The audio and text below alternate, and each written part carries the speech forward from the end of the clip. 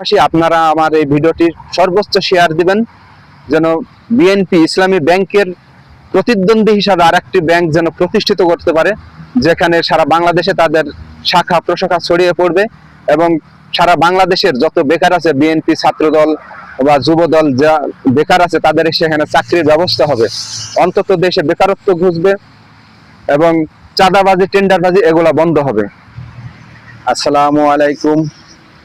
দেশ এবং দেশের বাইরে থেকে যারা আমার ভিডিও দেখতেছেন, আমি বাসদ ভাই, সকলকে জানাই আমার পক্ষ থেকে, আমার চ্যানেলের পক্ষ থেকে শুভেচ্ছা এবং সুস্বাগতম।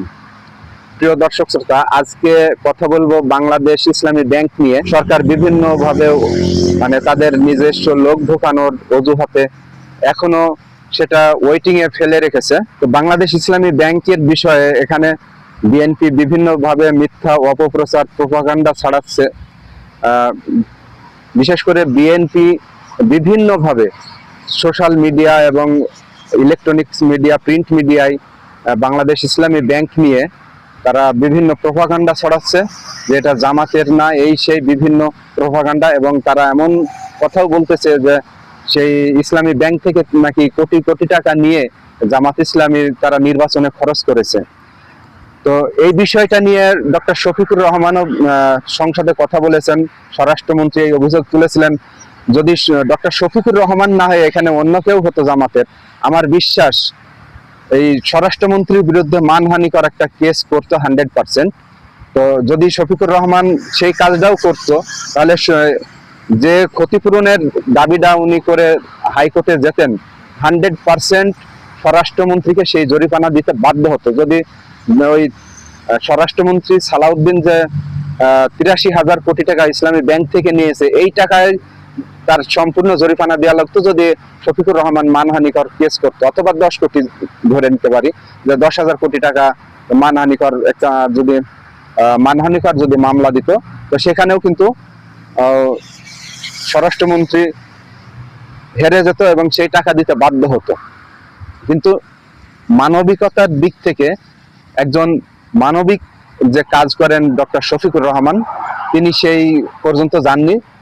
শুধু এই কথাটাই শফিকুর রহমান সালাউদ্দিনকে বলেছে যে আপনি যদি প্রমাণ করতে পারেন যে জামাতের কেউ একটা টাকা নিয়েছে, তাহলে আপনাকে একটি মেডেল পুরস্কার দেব। কিন্তু সেটাতেও সে রাজি হয়নি।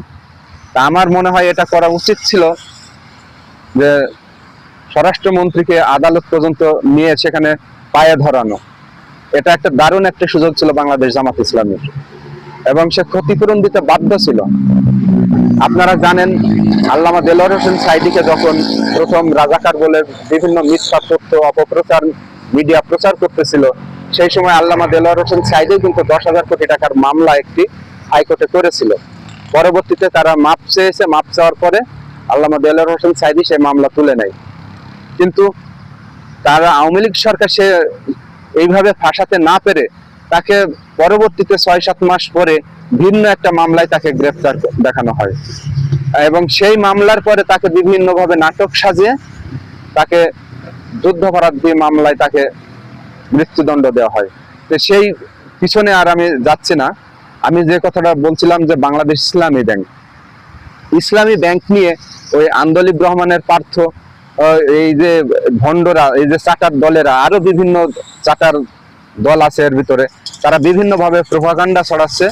তো আমার মনে হয় উচিত হবে, আমি মনে করি আমার কথাগুলা শেয়ার করে ছড়িয়ে দেওয়া, যে বাংলাদেশ ইসলামী ব্যাংক যদি জামাত ইসলামীর প্রতিষ্ঠিত হয়, তাহলে বিএনপি যেন এরকম একটি তারা তো দাবি করে অনেক বড় একটি দল, তো তারা একটি ব্যাংক প্রতিষ্ঠিত করুক এবং সেই ব্যাংকে তারা লেনদেন করুক, সেই ব্যাংকে তারা ঋণ খেলাপি হোক, তাতে সাধারণ জনগণের কোনো যায় আসে না।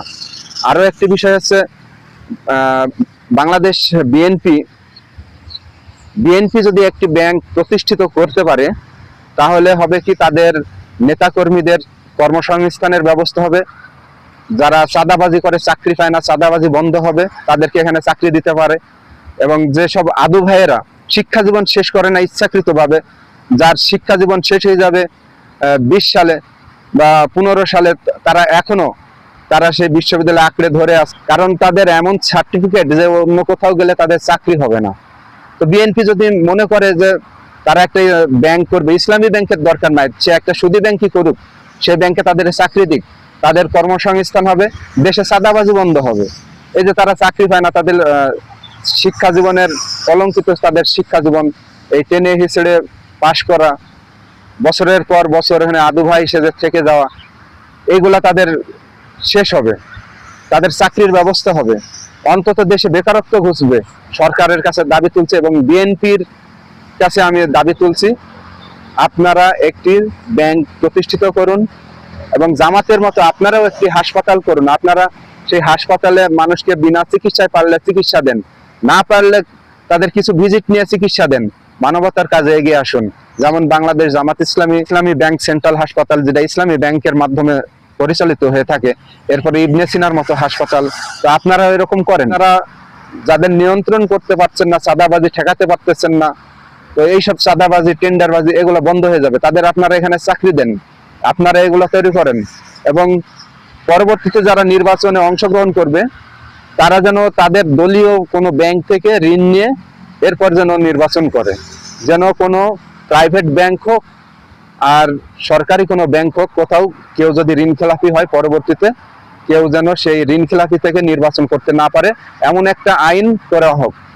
ঋণ করবে শুধুমাত্র তার দলীয় কোনো ব্যাংক থেকে ঋণ করে সে নির্বাচন করতে পারবে, কারণ সেই দলের কাছে সে নিজেই চাপে থাকবে, সে টাকা ঋণ করে নিয়ে সেই দলের ব্যাংককে দেউলিয়া করবে, সেই দল কখনো এটা করতে দিবে না।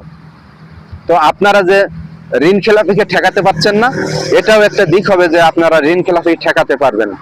তো প্রিয় দেশবাসী, আপনারা আমার এই ভিডিওটির সর্বোচ্চ শেয়ার দিবেন, যেন বিএনপি ইসলামী ব্যাংকের প্রতিদ্বন্দ্বী হিসাবে আরেকটি ব্যাংক যেন প্রতিষ্ঠিত করতে পারে, যেখানে সারা বাংলাদেশে তাদের শাখা প্রশাখা ছড়িয়ে পড়বে এবং সারা বাংলাদেশের যত বেকার আছে, বিএনপি ছাত্র দল বা যুব দল যা বেকার আছে, তাদের সেখানে চাকরির ব্যবস্থা হবে, অন্তত দেশে বেকারত্ব ঘুচবে এবং চাঁদাবাজি, টেন্ডারবাজি এগুলা বন্ধ হবে।